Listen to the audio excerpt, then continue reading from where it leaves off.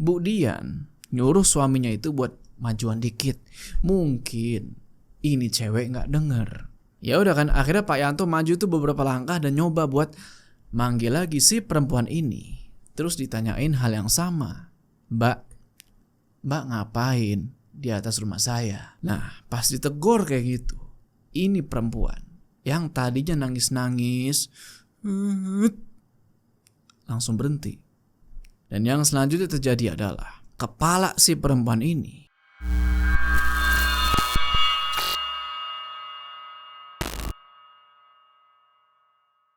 ya, assalamualaikum teman-teman, balik lagi sama gua Joe. Apa kabar kalian semua? Semoga kalian semua yang nonton video ini diberikan kesehatan, dilancarkan rezeki, dan selalu diberikan usaha-usaha seperti biasa, selalu diberikan perlindungan dari segala mara bahaya di dunia ini. Ya, balik lagi di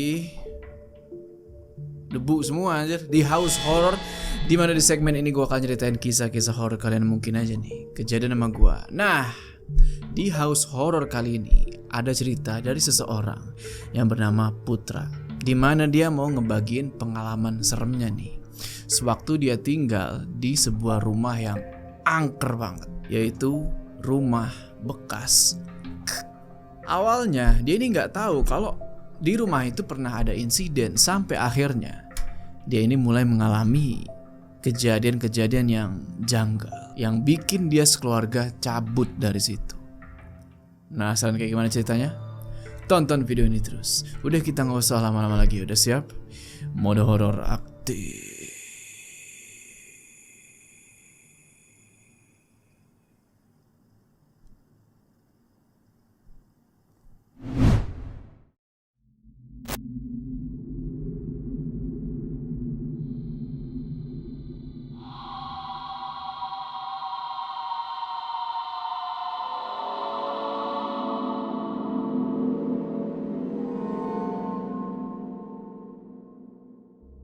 Jadi awal mulanya di bulan Maret tahun 2015 itu, sewaktu Putra ini masih duduk di bangku sekolah, dan suatu hari dia mesti pindah nih karena orang tuanya dapet tawaran dari omnya Putra. Tawaran yaitu buat nempatin salah satu rumah yang baru dibeli nih sama si omnya, yang bisa dibilang dibeli dengan harga yang murahnya itu nggak wajar. Rumah gede, harganya murah, siapa yang nggak mau kan? Jadi omnya Putra ini adalah salah satu anggota dinas TNI yang lagi dinas di luar kota, dan beliau memutusin nih buat beli rumah. Rumahnya itu ada di daerah Kelapa Gading yang gak jauh dari kontrakannya si Putra sebelumnya.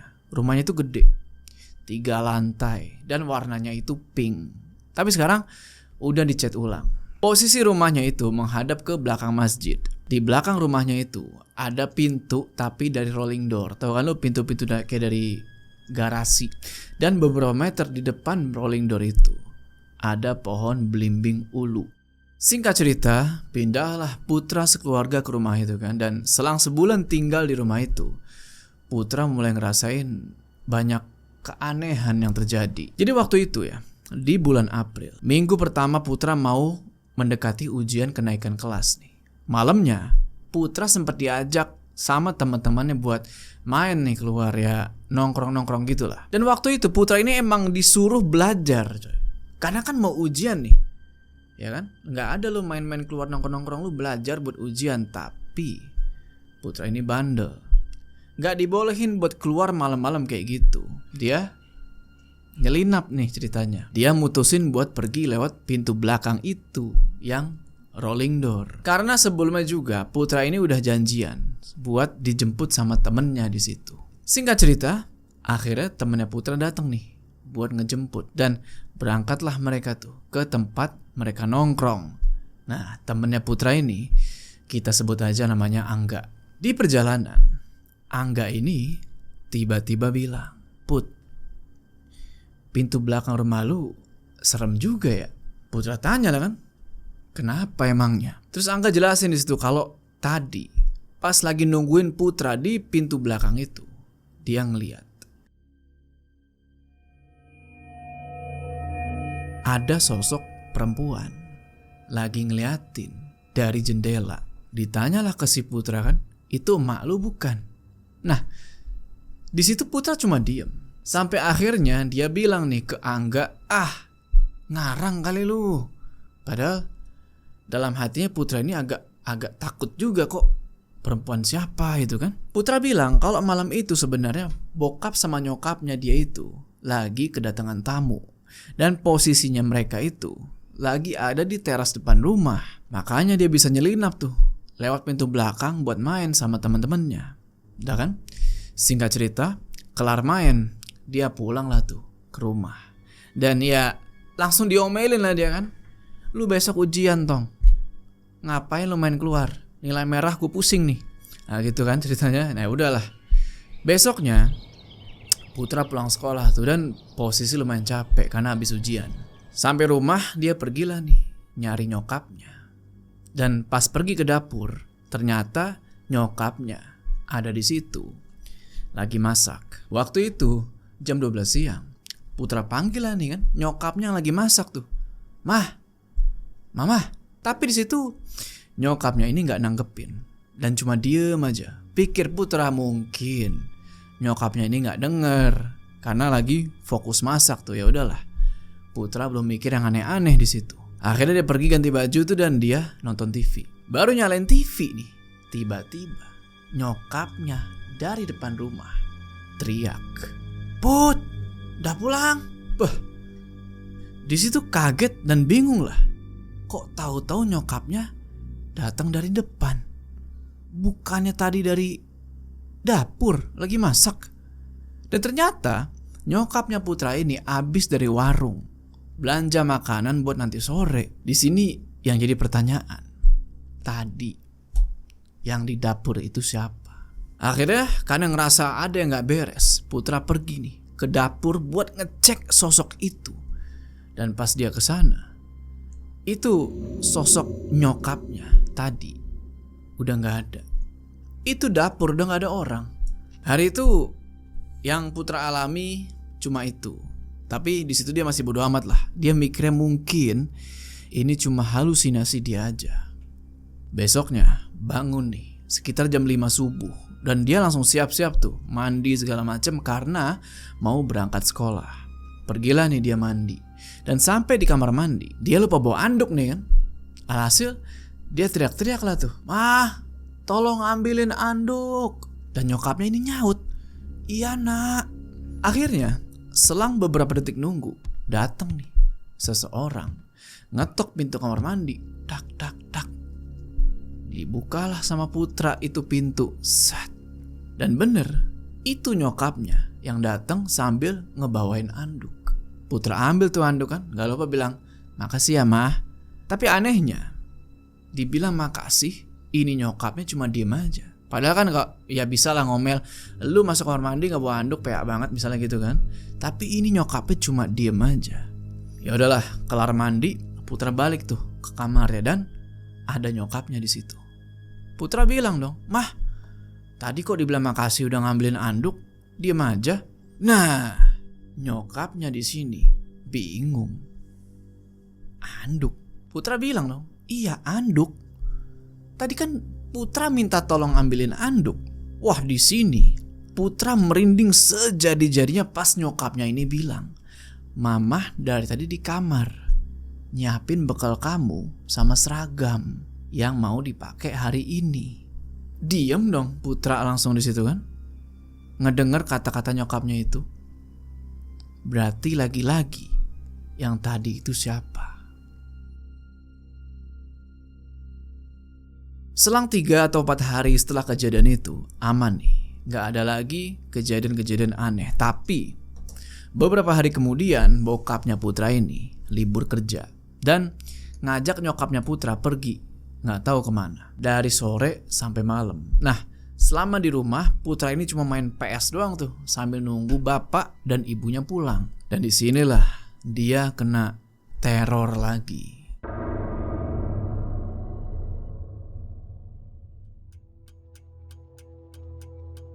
Jadi waktu sekitaran abis sholat maghrib, Putra ini lapar dan pengen banget nih masak telur.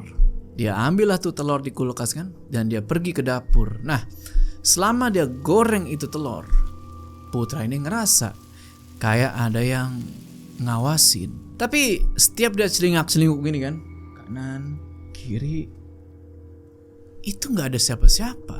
Karena emang nggak ada orang. Akhirnya karena ngerasa udah nggak beres, dia buru-buru lah tuh kan masak telur. Dan singkat cerita, di jam 8:30 malam, habis makan dan lagi nonton TV, tiba-tiba pintu belakang rumah yang terbuat dari rolling door itu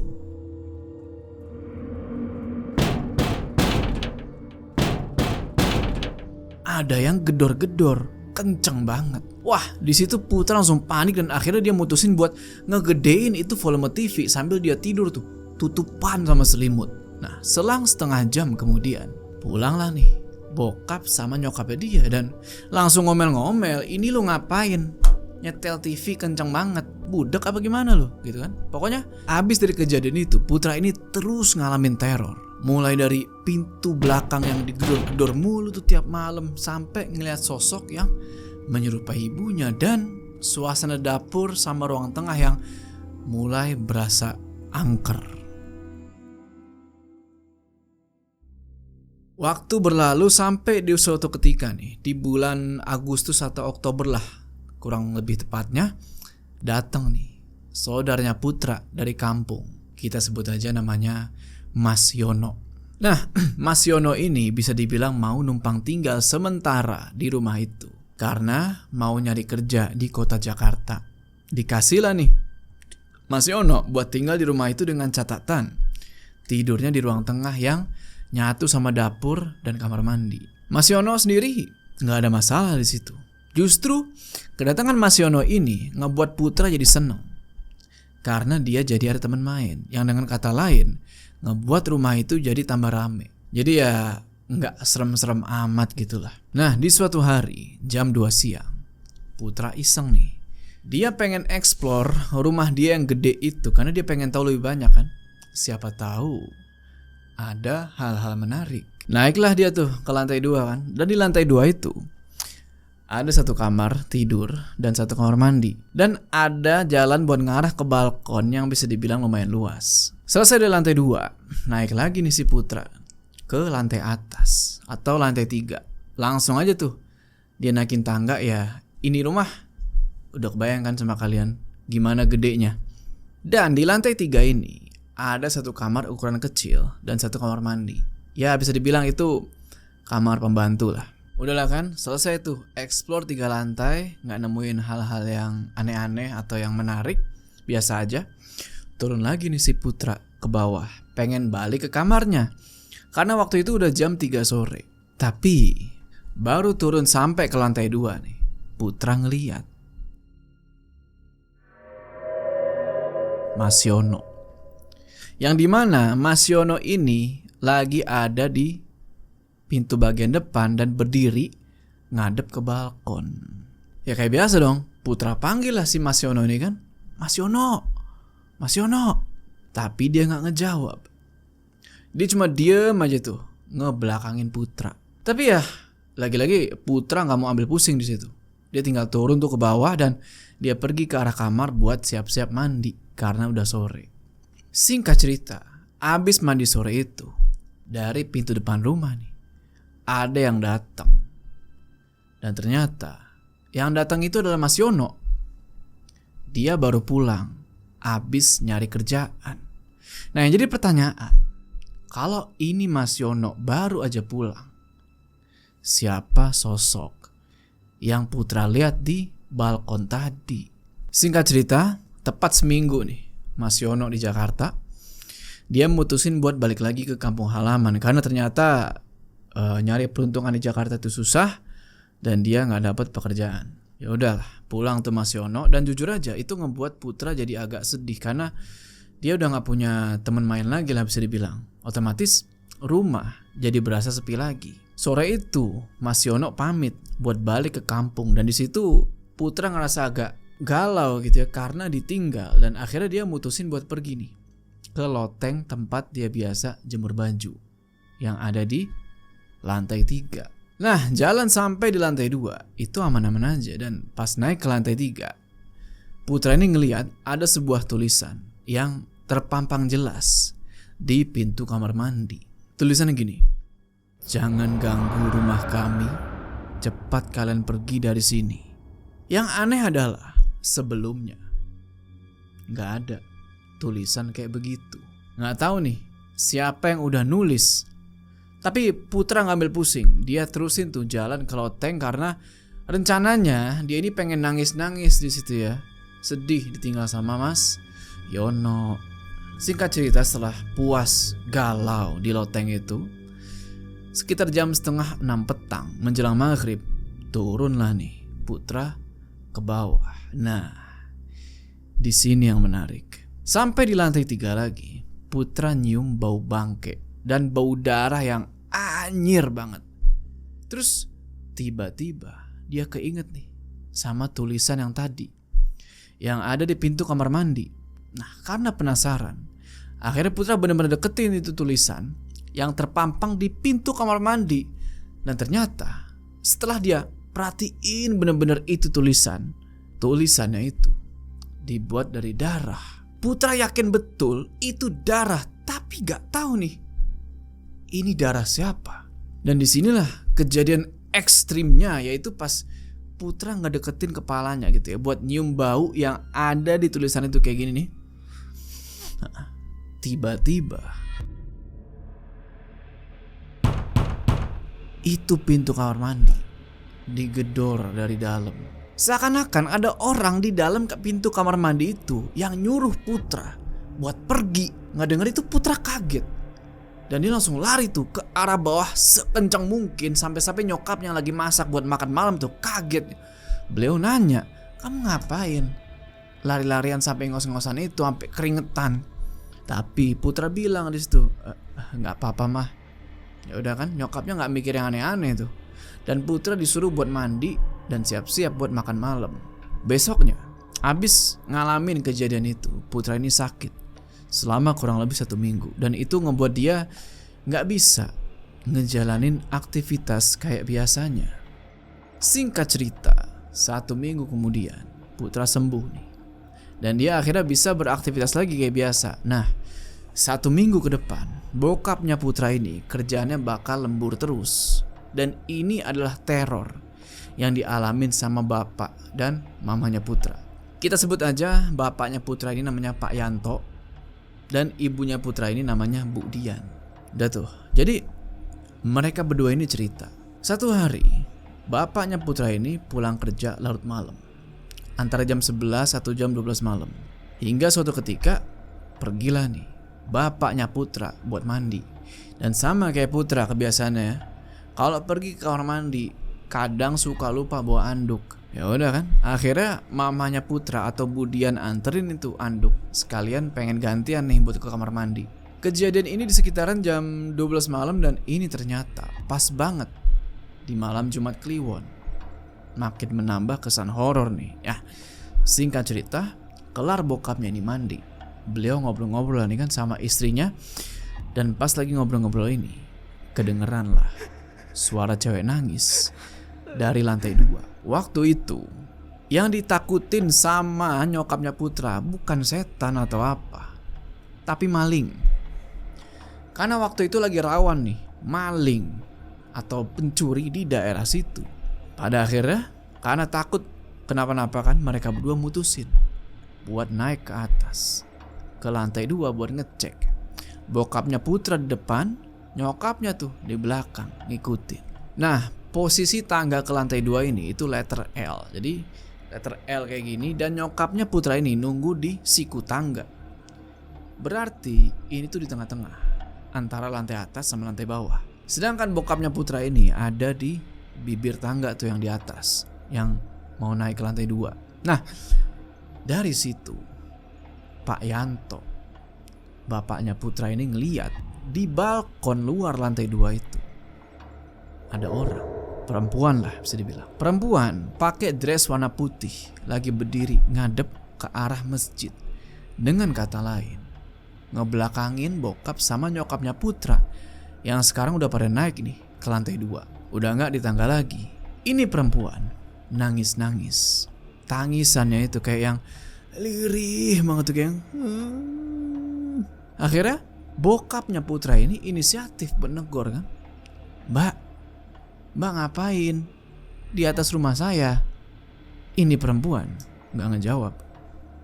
Masih tuh nangis-nangis doang. Nah, Bu Dian nyuruh suaminya itu buat majuan dikit. Mungkin ini cewek nggak denger. Ya udah kan, akhirnya Pak Yanto maju tuh beberapa langkah dan nyoba buat manggil lagi si perempuan ini. Terus ditanyain hal yang sama. Mbak ngapain di atas rumah saya? Mereka berdua ini mikirnya ini masih orang. Cuma nggak tahu gimana caranya dia bisa ada di situ. Nah, pas ditegur kayak gitu, ini perempuan yang tadinya nangis-nangis langsung berhenti. Dan yang selanjutnya terjadi adalah kepala si perempuan ini muter 180 derajat dan ngelihat ke arah Bu Dian sama Pak Yanto sambil senyum. Dan ternyata di mukanya itu ada bekas sayatan gede banget. Dan di posisi ini Bu Dian langsung teriak, "Setan!" Dia langsung lari tuh ke arah kamar, ninggalin Pak Yanto yang nge-freeze sambil teriak-teriak, "Mak, lari mak!" Tapi kagak bisa lari, padahal istrinya udah lari duluan tuh ke bawah. Akhirnya Pak Yanto sekuat tenaga berusaha buat ngegerakin kakinya dia tuh, dan turun tuh dia sampai loncat-loncatan di tangga saking takutnya kan ngejar Bu Dian yang udah masuk duluan ke dalam kamar. Nah di sini Putra lagi tidur sempat kebangun karena dia nggak dengar suara berisik itu gudak. Itu malam-malam kenapa sih kan dalam pikiran dia. Putra keluar kamar tuh dan dia nanya. Tapi di situ ditanyain kenapa, nyokapnya nih bilang, "Kak, nggak ada apa-apa." Besoknya Putra libur sekolah nih karena emang pas tanggal merah, dan nanya lagi nih ke nyokapnya, "Semalam kenapa sih emang mah?" Barulah di sini dijelasin kalau semalam beliau sama Pak Yanto ngelihat sosok perempuan. Wah, di sini Putra langsung merinding bukan main, dan akhirnya dia cerita juga nih apa aja yang udah dia alamin di rumah itu. Beberapa minggu kemudian setelah kejadian itu, Putra sama orang tuanya kalau mau ngelakuin apapun di ruang tengah pasti selalu bawa HP dan selalu nyetel murotal tuh. Entah itu surat Yasin, apa ayat kursi, pokoknya harus setel pengajian. Saking takutnya. Mau itu lagi masak, mandi, ataupun bersih-bersih di ruang tengah, pokoknya wajib setel murotal. Sampai satu ketika Bu Dian lagi nyapu halaman rumah tuh sore-sore kan, ketemu nih sama tetangga dan mereka ngobrol-ngobrol di situ. Yang dimana si tetangga ini nanya, "Bu, Ibu betah tinggal di sini?" Ya Bu Dian jawab lah, "Betah nggak betah, dibetah-betahin aja Bu. Kenapa emangnya?" Nah si tetangga ini sempat diam sebentar tuh kan, sampai akhirnya dia cerita kalau rumah itu dulunya adalah rumah bekas korban pembunuhan. Dan tetangga ini ngaku kalau kadang dia suka ngeliat penampakan tuh di atas rumah, di balkon, mulai dari abis maghrib sampai malam. Dia ngeliat perempuan pakai dress putih lagi nangis. Nah di situ Bu Dian langsung shock dan bilang nih buat nenangin diri ya, "Ah masa iya sih Bu? Ada aja nih Ibu kalau ngomong." Habis itu Bu Dian pamit buat masuk ke dalam rumah dan langsung ngobrolin soal itu sama Pak Yanto. Bu Dian suruh suaminya tuh buat telepon omnya Putra buat cerita dan nyari solusi. Ini mesti gimana nih? Ini rumah mesti diapain? Singkat cerita, selang beberapa waktu kemudian akhirnya omnya Putra ini mutusin buat ngecat ulang warna rumah itu dan habis itu diadain pengajian bersama. Karena emang dari awal rumah itu ditempatin sama keluarganya Putra, nggak ada tuh yang namanya pengajian atau syukuran, ya semacamnya gitulah. Beberapa bulan kemudian akhirnya rumah itu ditempatin sama si om, dan Putra sekeluarga pun mutusin buat pindah ke tempat yang gak jauh dari daerah situ. Yang jadi pertanyaan besar, apakah setelah diadain pengajian dan syukuran tersebut rumah itu aman? Oke teman-teman, gimana tuh tadi ceritanya? Tulis pendapat kalian di kolom komentar ya. Jadi kita mesti hati-hati banget nih. Kalau kita mau beli rumah, mau ngontrak, kita harus tahu dulu nih histori rumah itu. Siapa dulu yang pernah tinggal di situ? Apa yang mereka lakukan? Kita harus tahu nih histori. Jangan sampai kita tinggal di rumah atau tempat yang dulunya pernah ada insiden. Karena ya mungkin bisa jadi kejadian kayak si Putra ini. Oke, sebelum kita berpisah, jangan lupa kalian like video ini, dan bagi yang belum subscribe, ayo subscribe sekarang ke channel ini supaya kalian gak ketinggalan cerita-cerita horor selanjutnya. Gua Joe. Sampai ketemu di cerita selanjutnya.